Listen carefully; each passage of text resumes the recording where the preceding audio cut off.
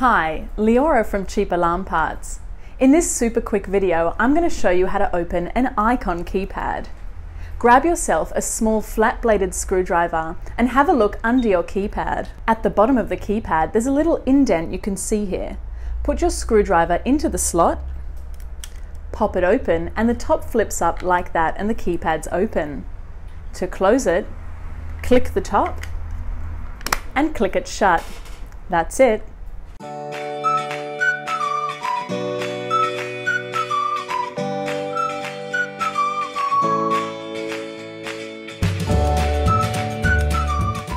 If you enjoyed this video, leave your comments below and like and subscribe to our channel.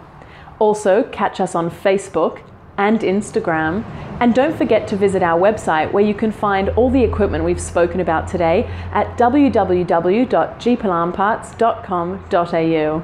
See you next time.